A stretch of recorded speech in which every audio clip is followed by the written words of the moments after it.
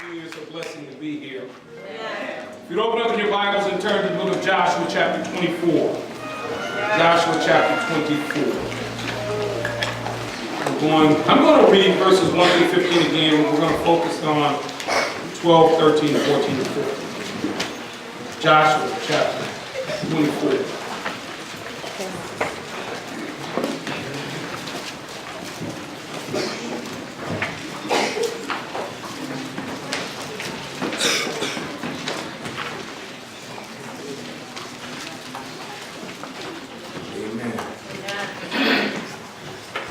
When you found it, please say amen. Amen.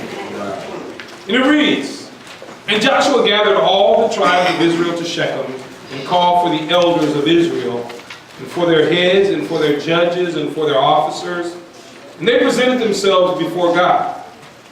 And Joshua said unto all the people, Thus saith the Lord God of Israel, Your fathers dwelt on the other side of the flood in old time, even Terah, the father of Abraham, and the father of Nahor, and they served other gods. Excuse me.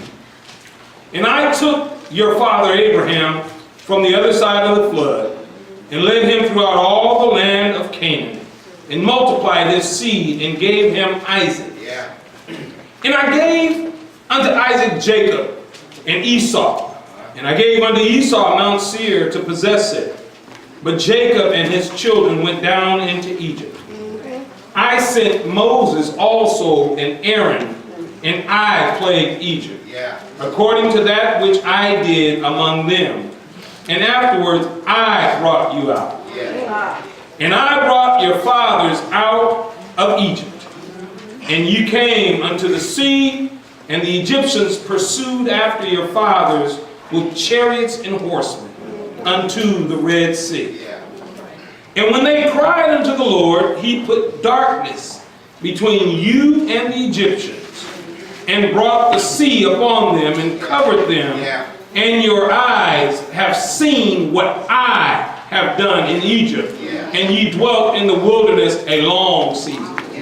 And I brought you into the land of the Amorites, which dwelt on the other side of Jordan, and they fought with you.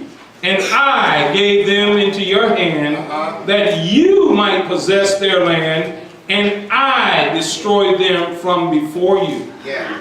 Then Balak the son of Zippor, king of Moab, arose and warred against Israel, and sent and called Balaam the son of Beor to curse you. But I would not hearken unto Balaam, therefore he blessed you still, so I delivered you out of his hand. And you went over Jordan and came unto Jericho, and the men of Jericho fought against you. The Amorites, and the Perizzites, and the Canaanites, and the Hittites, and the Girgashites, and the Hivites, and the Jebusites. And I delivered them unto your hand. And I sent a hornet before you, which drove them out from before you, even the two kings of the Amorites. But not with your sword, nor with thy bow. And I have given you a land for which you did not labor, and cities which you built not, and you dwell in them. Of the vineyards and oliveyards which you planted not, do you eat. Now therefore fear the Lord, and serve him in sincerity and in truth. And put away the gods which your fathers served on the other side of the flood, and in Egypt, and serve the Lord. And if it seem evil unto you to serve the Lord, choose you this day whom you will serve, whether the gods which your fathers served that were on the other side of the flood, or the gods of the Amorites in whose land ye dwell. But as for me and my house, we will serve the Lord. Amen. Amen. A proper response. A proper response. As I talked to you last week, and this is part 2, as you know, in dealing with this, a proper response. Sometimes we have to get to the place where we begin to recognize that all that we have above nothing God gave to us, not sometimes, all the time. We have to recognize our very existence we owe to Him. Amen. I believe Paul said it like this in Acts chapter 17 when he was talking to the Athenian people, not the church, but the people of Athens. He said, "For it is in Him that we live and move and have our being." Our very existence is owed to Him. So all that we possess, all that we are, is owed to Him. Therefore, since God has blessed us with so much, and let me just digress. I'm tired of hearing people talk about, "I'm waiting on my blessing." You know how out of order that is? I hear that too much. You waiting on your blessing? Did you not wake up this morning? You're already blessed. Are you not still breathing? You're already blessed. But I know what you mean. You waiting on your bank account to grow. That's what you waiting on. That's your blessing you looking at. Now you got to realize that every moment your heart beats is a blessing. Because your heart won't beat unless God says, "Keep on beating." And He set a day for that to stop. He's going to say, "Stop," and your heart's going to say, "Okay." And you breathe your last breath. So your blessings are right now. You're able to scratch an itch. That's a blessing. You haven't learned being tied down and you couldn't even scratch an itch. You may think that that's something that's insignificant, but it seems like every time we hold hands in a circle to pray, this happens to me. All of a sudden my nose starts itching. And the person praying decides they want to go to Wednesday night and pray for an hour. And I'm sitting there going, and it never soothes, never takes away the itch. But as soon as they say amen, I don't do the Christian shake or two. I just go, let my hand go. And then it don't scratch the itch anymore. But you ought to thank God you're able to do the little things that we talk about. Why? Because God is the one that blessed you to be able to do that. You ever thought about what a blessing it is just to stand up? You know, it's strange how God made us with 2 feet. And we can stand upright. And even bounce on 1 foot, hold a foot up. I could preach like this. You know, like a peacock or something like that. But yet God has blessed us to do that. Have you ever thought about how every time you turn around, God is always getting you out of trouble?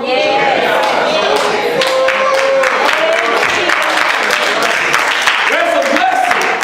So what should your proper response be? There's times when my proper response, when God's providence leads me into something, it should be, "Lord, help me."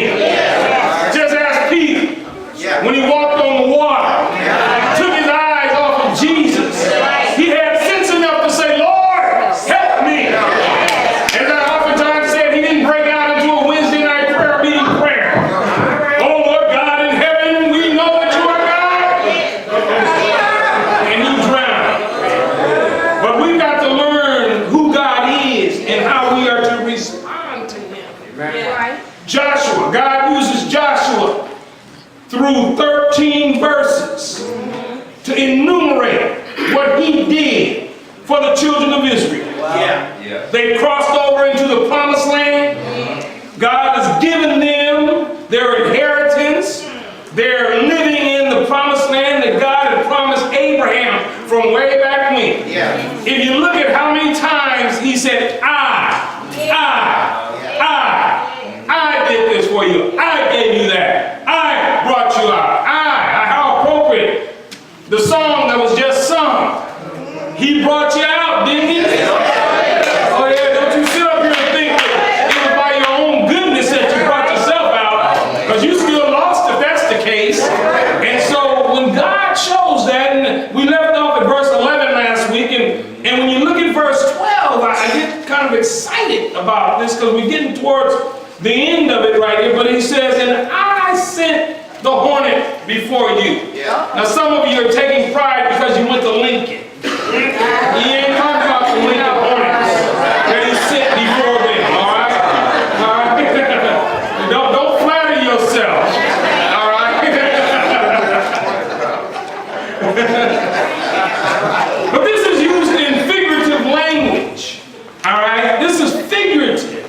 Because if you look anywhere in Scripture, you're not going to see where he sent a literal hornet. But what, like anything, is like if a group of bees were to fly in here, right now, panic would break out. Because no one wants to get stung. And he was saying that he himself would go before them and he would fight for them. And his reputation, God's reputation, had gotten so strong amongst the nations that because Israel would show up and God would knock off another nation. And they went into the promised land, God knocked off some nations for them, and because they were not a fighting people. So he said, and I sent the hornet before you, which drove them out from before you, even the two kings of the Amorites. But notice this, not with your sword, nor with your bow. He said, I didn't need you to do anything. See, God's purpose in showing this through Joshua to the people was to show them that you're possessing a land that I did everything to get you here where you are, and you have everything at your hands, the luxuries that you have, I gave it to you, the clean water that you drink, I gave it to you, the houses that you live in, I gave it to you, I drove out everybody who had it before, took it from them, and gave it to you. Why? Because I'm God. And I'm the creator. And I can take what I want, and they're wicked, so I can make you have what I don't want them to have. Somebody saying that's cold. No, it's not. You become God and you determine what happens. Why? Because he's saying in this whole text, from 1 through, is that I'm sovereign. I rule, I super rule, I control, I'm God. I do what I very well please, and nobody can make me stop. If you think you bad enough to make me stop, step forward right now. And nobody can stand up and say, okay. All you can do is sit there and say, that's not fair. Well, who are you to determine what's not fair? Because God determines what's right. Fairness has nothing to do with it. They were wicked, more wicked anyway, people. And God said, I'm going to drive them out. And he had already told him, he said, he told Abraham in Genesis 15, I'm giving you the land. 400 years. So we see that he drove them out. They didn't even have to fight. But notice this. He says in verse 13, he says, and I have given you a land which you did not labor. He said you didn't even have to break a sweat. You did not labor. You did not strive to even take, you didn't even have to go pay a dime for it. I have given you a land for which you did not labor. And he said, in cities which you did not build. He said, I took you to a place where you already had everything at your disposal. And all you had to do was just go occupy the land. That's some kind of God. Somebody's probably saying, but God hadn't done something for me like that. Oh, yes, he has. Oh, yes, he has. I'll deal with that in a few minutes. But when you think about this, when you think about who you are, and you think about the creature comforts that you have, God is the one that blessed you with what you have. You may have had to go apply for your job. But God is the one that opened it up for you to get the job. There may have been somebody more qualified than you. Don't you walk in there thinking that you're the cock of the walk, or you rule the rooster, or that you're so bright and intelligent. God said, I can take you in your limited me, in your limited intelligence, and I can put you in places that you couldn't hardly get into. It's about who God is, isn't it? When you think about that, I can say that he's given me a house that I did not labor for, because it was passed on to me from my mother and father. My father passed it on because when my mother got sick, we stayed there and helped him take care of her. And he said, I'm giving this house to you because you helped me in my time of need. I didn't have to do anything, but it's my house. God worked it out. And let me tell you, there's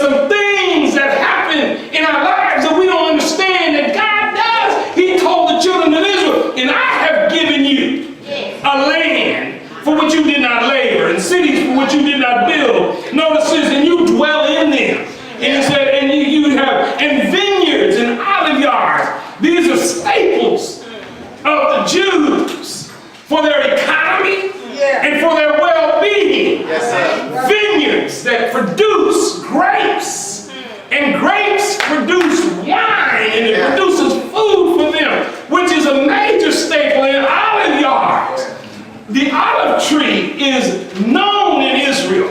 Olive trees grow 1,000 years. There are olive trees that have been there in the Mount of Olives since Jesus walked on the face of the earth. Let me tell you what you do. How they get the oil out of the olive? It is amazing. You know the Garden of Gethsemane, where Jesus was?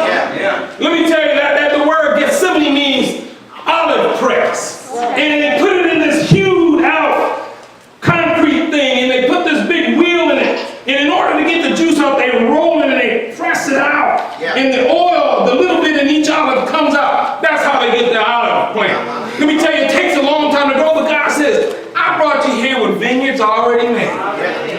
All you got to do is just go tend to them. And then you got some olive trees over here. Then all you got to do is just go take the olives and you get out of it what you can get out of it. He said, I've done all that for you. You didn't even have to do it. You didn't even plant them, and they're here. Now, after all of that, after Joshua had taken over in verse 13, and he takes over in verse 14, God said, your existence you owe to me. He said, now, I've done all that for you. Now, I'm going to issue you some charges. He says in verse 14, if you see in verse 14 and 15, you'll see the word serve quite often. The proper response to God, since he's done so much for you and me, is to serve him. He says, now therefore, first imperative. He says, now therefore, since I'm God and you got a chance to know who I am, now therefore, fear the Lord. First point, you and I need to have some reverential awe of who God is.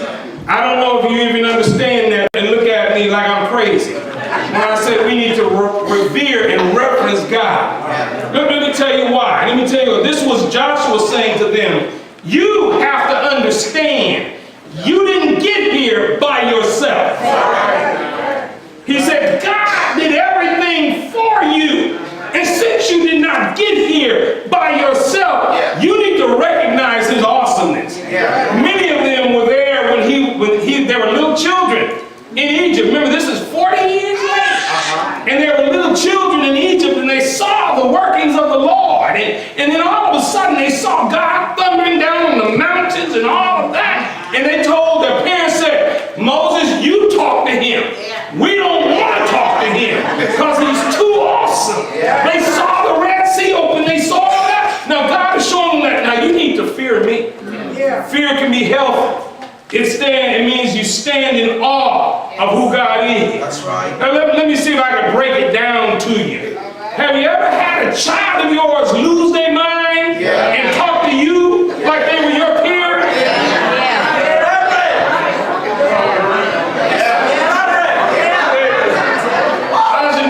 She hadn't experienced it yet. Because Jamari's he's a baby. He can't even talk yet. But there's coming a day when he's going to look at you like you crazy. And he's going to challenge you. And nowadays, kids ask why.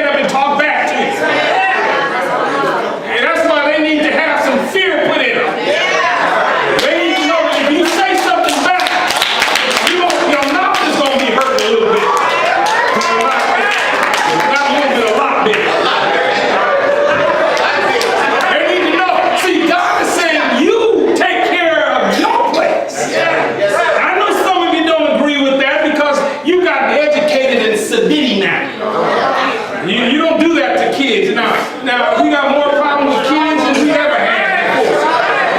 You go into the store and look at how they talk to their parents. Oh, mom. No, you didn't all mom nobody. I know the young people saying, there go Pastor again, talking about back in his day when he was coming up. That's the problem with some of you now. You needed to be back in my day.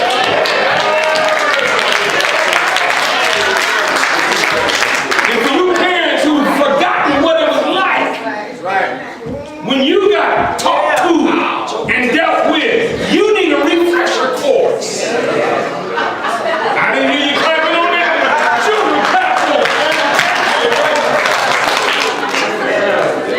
And my point was is that there were just certain things when it came to parent-child relationship, you knew not to cross the line because there was a healthy fear and a respect for authority. Am I not right on that one?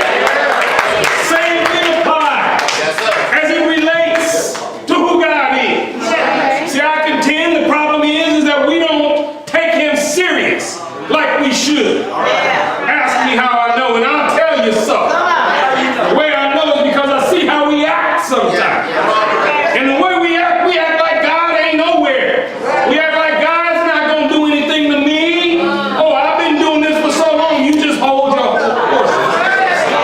Let me just share with you for 3 transgressions and for 4. Now let me tell you, you have to be in Sunday school to understand what I'm talking about. All right. He said because of that, because 3, I've had it up to here. But for 4, it's overflowing right now. You're not going to hold me back from what I'm getting ready to do. You got to understand, when you understand that God is God, that he can pull the plug anytime, it'll make you get right. So therefore, Joshua said, now therefore, fear the Lord. That's the first thing you got. That's your proper response right there. When you know he's God, you know he's there listening, you know he's there right with you, it'll make you hold your tongue.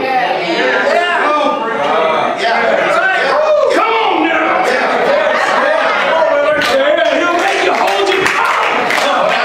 When you decide you're going to say something, let somebody know. You're going to let them know a thing or two. Oh, you need to wake up when you know God is listening. Right there.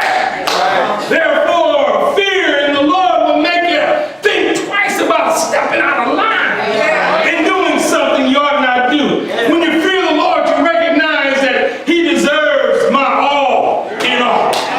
Then he said the second thing, and serve him in sincerity and in truth.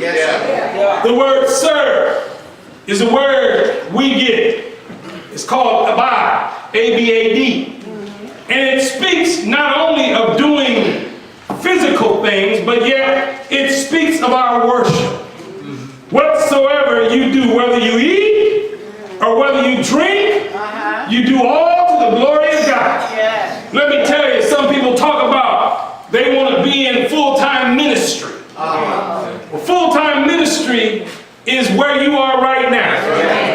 Let me tell you, even though you may not think you're in full-time ministry, you have families. That's a ministry. My first priority is my family. That's my ministry. That means I'm serving the Lord when I'm doing what I'm supposed to do for my family. Therefore, you got to rethink some things when you're not doing what you ought to do for your family. Come on now. Don't get quiet on me now. Wake up. The more quiet you are, I don't care. We're not leaving out there till 4 o'clock today.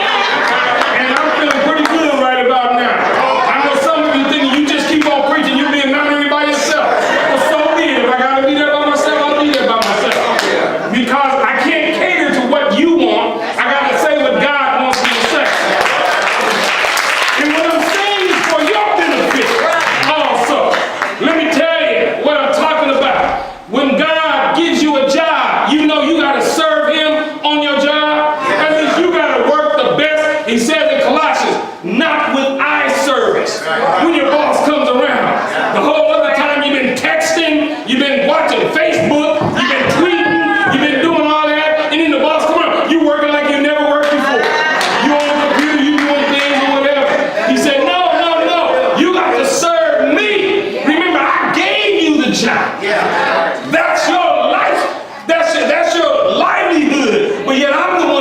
So you're actually serving me. You know when we do right, God is pleased.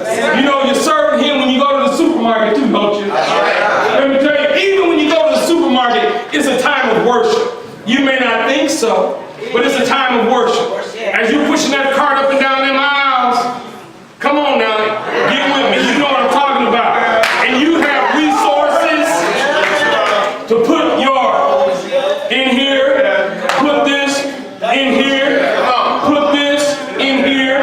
You're going up and down the aisle, you got a choice you can make. I don't want ham, I want roast beef. Or then you might even be where you, I don't want roast beef, I want prime rib. Somebody know what I'm talking about. You got a chance to do, you ought to be saying thank you, Lord. Then you get your sweets, you get your desserts, you get your vegetables. I want some greens, I want some cabbage, I want some of that. And you load up your basket and you walk up and then they scan everything and then you're able to either pay by cash, check, or charge. And then it goes through and you walk out and you load up, go home, load up your refrigerators. You ought to be worshiping. Because God made it possible that give us this day our daily bread. Give us this week or this month our daily bread. You stock up your freezers and do all that. See, that's what God has done. That's why serving him is worshiping him. He says, he tacks on something, serving him in sincerity and in truth. See, the sincerity part, it means integrity.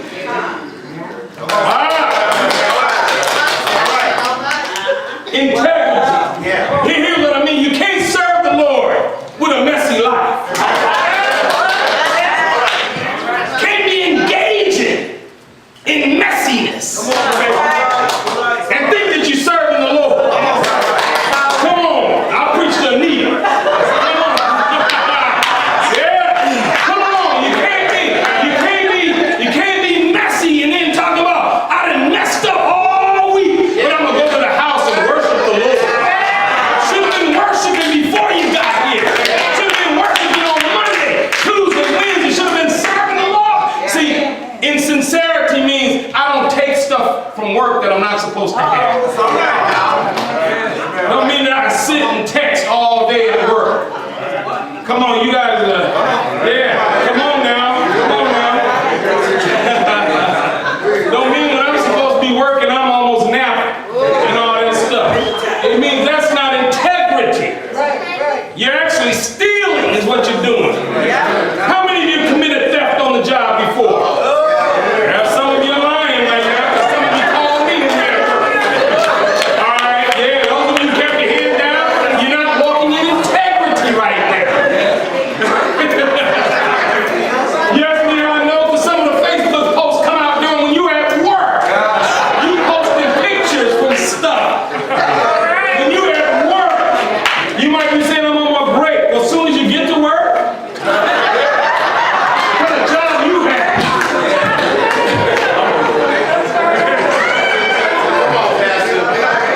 Serve the Lord in sincerity and in truth.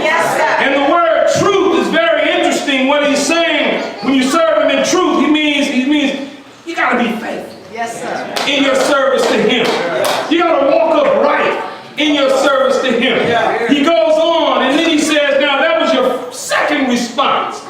Third response, he says, now you've got to disassociate yourself with those things that compete with God's attention. He said, put away the gods which your fathers served on the other side of the flood and in Egypt. There's some things that we put before God that shouldn't be the case. I know what you're thinking. Somebody sitting here talking about, I don't serve no idols. Yes, you do.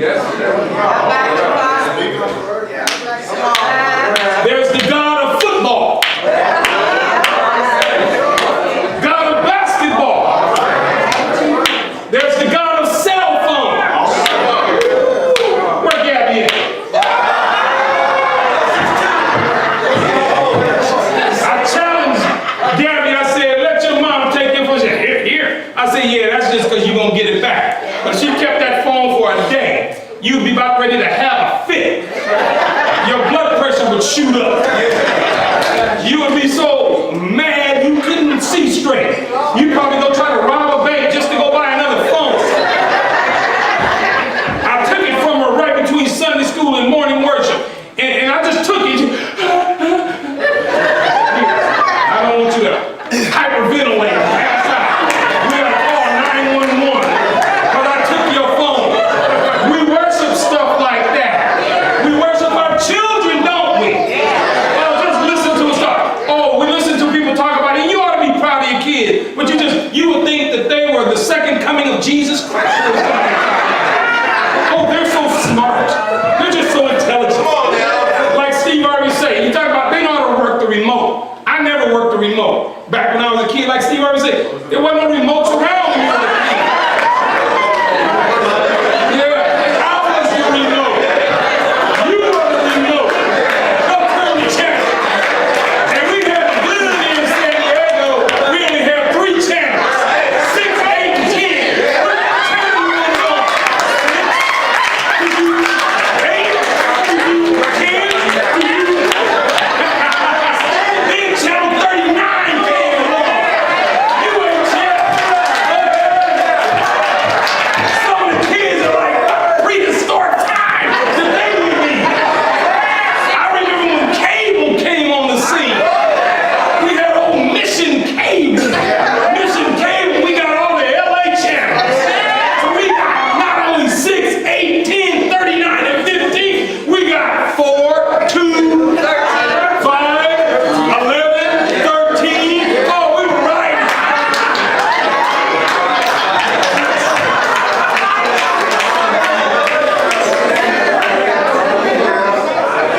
Oh yeah, you know what I'm talking about. There's things that we put in front of God and we shouldn't do that. That's right. Oh yeah, you put your kids in their athletic events. And you neglect the things of God because you got to run them to basketball here. You got to take them to basketball. Everything's on a Sunday. Yeah. Have you ever noticed that? Yes. What you're telling them is that God doesn't matter. It's all about what you want. You're trying to make LeBron Jameses out of it. I got news for you. Very small percentage ever make it. And you spend most of your time wasting instead of giving them what they need in order to sustain them in life for a pipe dream. It can't happen. I'm telling you, you're going to answer for that to God. Oh yeah, I want you to get mad at it. I really do want you to get mad. Rethink these things. Some of you worship women or worship a man. Yeah. Can't see straight until you get one. It's getting more quiet in here now. You just gave yourself away. You may as well start singing, I gave myself away. So I can be used by a woman or a man. I gave myself away. Instead of doing it the way God wants you to do it. He that finds a wife finds a good thing. And obtains favor from the Lord. He didn't say, you go on a hunt. Whenever there's a church event, you get all dressed up. You go on, oh, I'm just doing this for the Lord. No, you doing it to catch. Advertising. Here I am, baby. Oh, sign says, let I know. Yeah.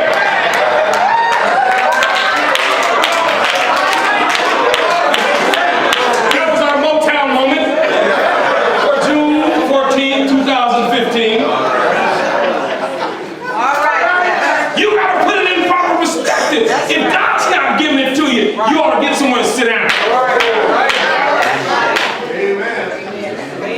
God knows what you're doing. You ain't fooling nobody. We even know what you're doing. I told the YYC a few weeks ago when I spoke to the wife, I said, stop, girls, stop chasing boys. Why are you chasing him? Make him chase you. Have some dignity about yourself. And then it dawned on me.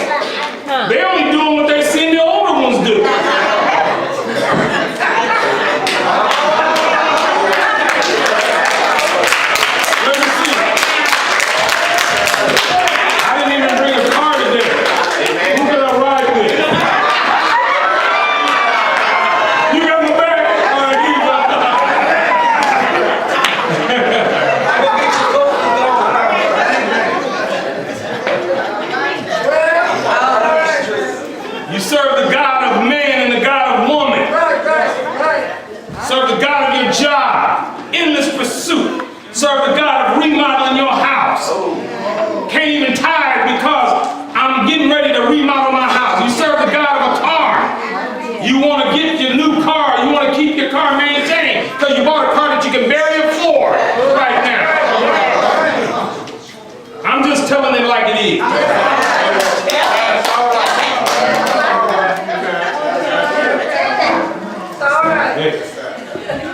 I talk to the preachers, they know why. So there are three things. You got to fear the Lord, serve the Lord, put away those things that come between you and God. Somebody said, "Woo, I am so happy he's moving on now." Go ahead and say it right now. He said, now this is, he reemphasizes it. He says, and serve the Lord. Says it twice in there. Now fear the Lord and serve him in sincerity and truth. Put away the gods which your father served on the other side of the flood and in Egypt, and serve the Lord in sincerity. Be genuine about it. Right. That's what he says in his word. God does not want, as I said last week, a part-time love. Nor do you want a part-time love. God wants a full-time love. He wants somebody who's going to be devoted to him through thick and thin. He wants somebody who's going to be there and call on him, not only when you need him, but when you don't need him. In your mind, you don't need him, but I need him every day. He wants somebody who's going to stand up in front of other people for him and let them know that this God is my God. He's my God forever. That's why I love the song that we used to sing, or they used to sanctuary choir used to sing at Calvary. He said, let Mount Zion rejoice. Let the daughters of Judah be glad. Used to start out, great is the Lord and greatly to be praised in the city of our God, in the mountains of his holiness. Beautiful for situation. The joy of the whole earth is Mount Zion. He goes, as we have thought of thy loving kindness, O God, in the midst of thy temple. We have thought of thy loving kindness, and thy right hand is full of righteousness. Let Mount Zion rejoice, and let the daughters of Judah be glad. For this God is our God. He's our God forever, and he will be our God even unto death. Let Mount Zion rejoice. Let Mount Zion rejoice. Let the daughters of Judah. You ought to be happy to rejoice in God. You're saved. You ought to be willing to stand up and earnestly contend for the faith, which was once delivered unto the saint. Why? Because he called you out of darkness into his marvelous light. And if he called you out, you ought to be willing to tell it. You ought to live. Tell it! Tell it! Tell it! I think as I conclude, Joshua goes on to say to them, and if it seems evil or displeasing to you to serve the Lord, if it's really getting under your skin, after all that God has done for you, after you couldn't even do anything for yourself. I remember my mother telling me one time, used to wipe your stinking behind. And I tell you to get up and do something, and you act like you can't do it. See, I'm gonna have to motivate you. And see, when I came along, they didn't have Pampers. That's right. Parents' choice. They have the thing you have to go wash out, wash them, and use them again. They didn't have little stick adhesive thing where you can pull them off and put them and put it back on. They didn't have that. And so when I'm that old, and you probably had them too.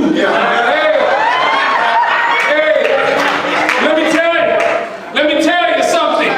We act like we can't serve him sometimes. The Lord is saying, after I've done all I've done for you, and if it seems evil to you to serve me, Joshua said, now you need to choose you this day whom you will serve.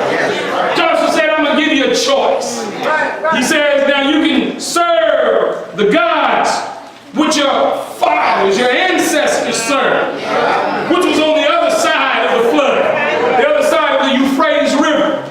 Or you can serve the gods of the Amorites, in whose land you now dwell. But then he said, my decision, my determination, my example to you, my resoluteness is, but as for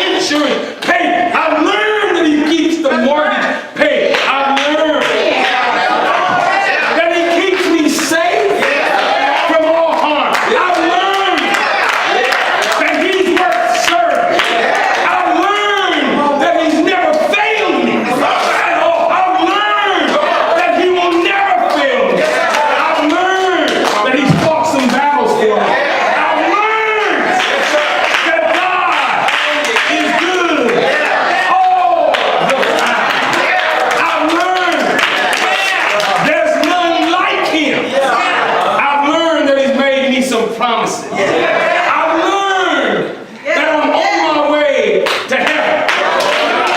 I've learned that because I know a man by the name of Jesus. And when I say I know a man, he's the God man. You see, he's both God and man.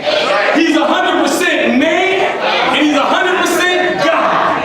He had to be, because he had to be the perfect sacrifice.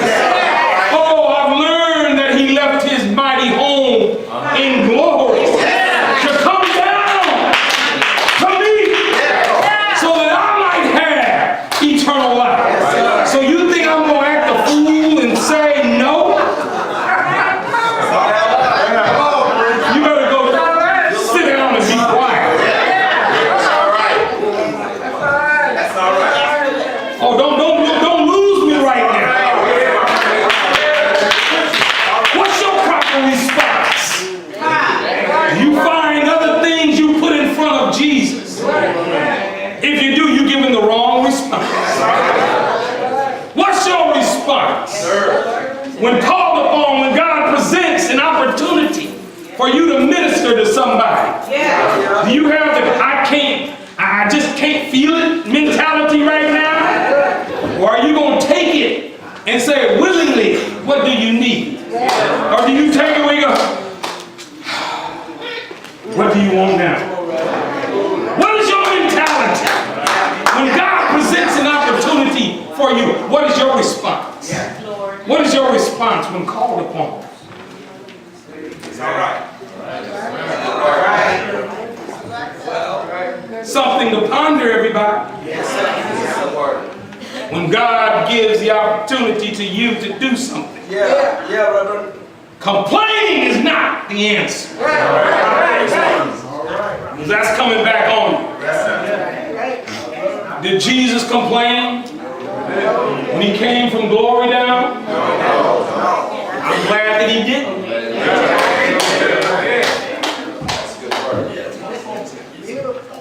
Did he complain that Sunday school starts at 9 o'clock?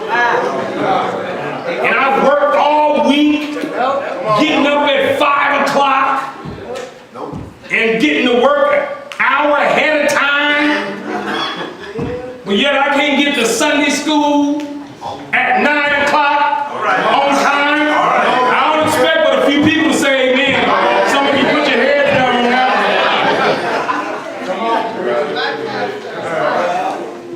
That's all right now.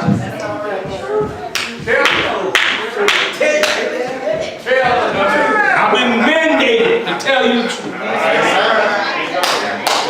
To let you know. I gotta tell you this. You want me to pray for you, but you won't even come learn about Jesus, the one that'll help you.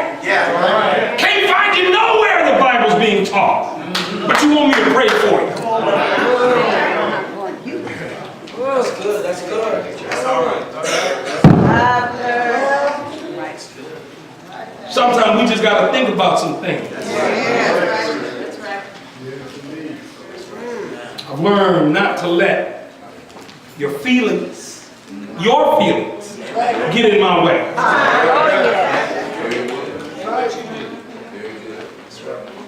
Why? Because I'm trying to get you ready to leave here. Contrary to what you believe, you're going to leave here. That's right. Ready or not, you're going to leave here. My conscience will be clear. Because if you leave here not ready, when the Lord says, hey, I sent that boy to tell you.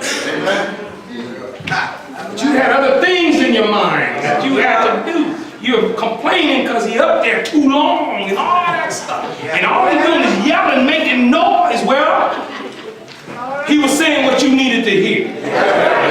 That's right. Amen. That's right. It's all right. I'm so glad.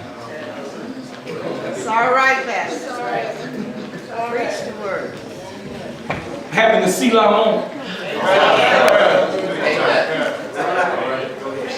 Time is too short. I'm a broken record. I know, I got sense enough to know I got more days behind me than I got ahead of me. know that too. I don't care how old you are, how young you are. Come on, stop. It's the grace of God that keeps us where we are. Got a problem with it. You can go sit at a movie and stay there even though the movie's boring, but you come to church and can't sit. I got a problem with that. You can go sit at a restaurant. When you get there, how long is the wait? 45 minutes. Okay. And sit there and wait, but you can't come to church. You got a bad response record going on here. You gonna answer? Come on, brother. Gotta tell you the truth. Gotta let you know. Everybody's gonna give an account. Don't shoot the mailman. I'm just the mailman. I'm bringing letters to you, letting you know what heaven said. Chase your mailman down when he brings you a late notice.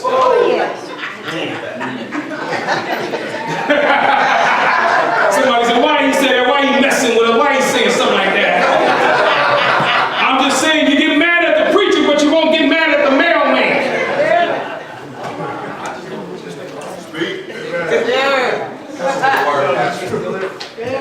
It's all right. You have to answer for yourself. That's right. That's right. Answer the question yourself. How committed are you to Jesus Christ? Your actions will speak louder than your words. And you won't ever see Jesus unless you're committed to Him. Bottom line, that's it. When I see Jesus. Amen. Will you see Jesus? In the sense that we will see Jesus? The believer will see Jesus? Will you see Him once you die in joy? Yeah, come on, brother. Or will you see Him after you've been dead a while? These are things to think about. Come on, brother. Don't let the world fool you. Don't let the world tell you Yeah. that everybody going to the same place.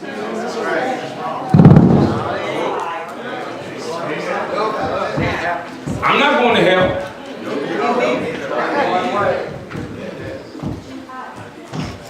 That's why we're here. I got to tell you about Jesus. Yes, sir. He died for you. He rose from the dead. And He lived. Hallelujah. Commit your life to Him right now. Commit your life to Him right now. Come on, deacons. Commit your life to Him right now. Don't play the averages. Don't play game. Donald Terry was a relatively young man. 24-year-old man that got gunned down over there on Logan was a young man. Car accidents happen every day. A young man that was riding on his motorcycle to work a week ago Saturday. That Deacon Eric Overstreet was telling us about that somebody swerved to miss a car, hit the back of his motorcycle. Young man, gone, glory, gone, eternity. He's gone to glory. He knew the Lord. Don't fool yourself into thinking that you got plenty of time. Amen, brother. Amen. He's coming back. He's coming back again. But before He come back, He may take some out. Yes.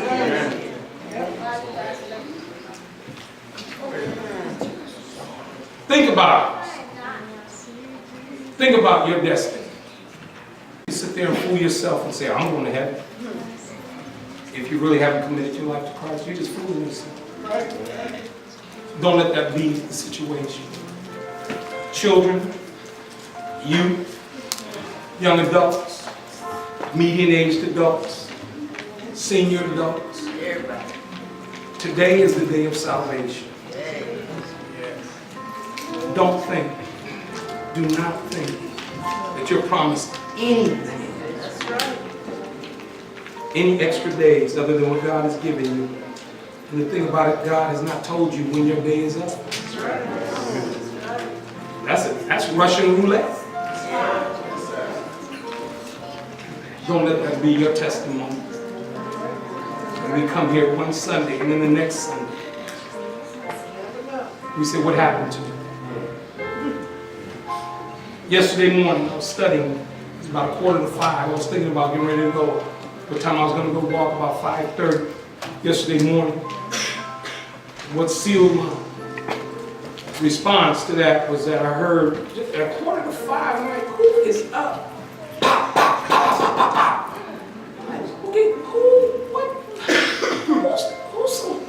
What is that all about? I don't know if anybody got shot. I didn't hear of anything. But the fact remains is that it happens, and we don't know.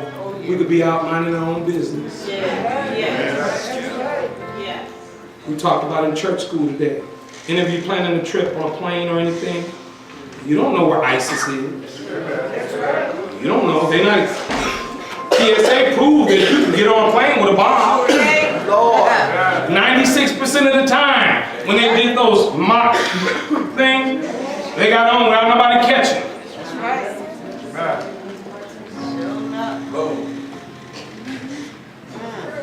Don't allow this to be, or that situation to be. Some of you don't think I know what I'm talking about. That's all right. You have the right to think that I don't know what I'm talking about. That's fine. You can think that. Some of you really don't care what I'm talking about. That's fine. You don't have to care. But there's coming one day when you will wish. You will wish. We learned today that God got fed up with Israel. He was merciful. And he kept saying, I did this to you, and you would not repent. I did that to you, and you would not repent. I did this, and you would not repent. And he said, I'm through with you. I'm fed up. Is there one that will come? Let us stand. Is there one who wants to unite with this church?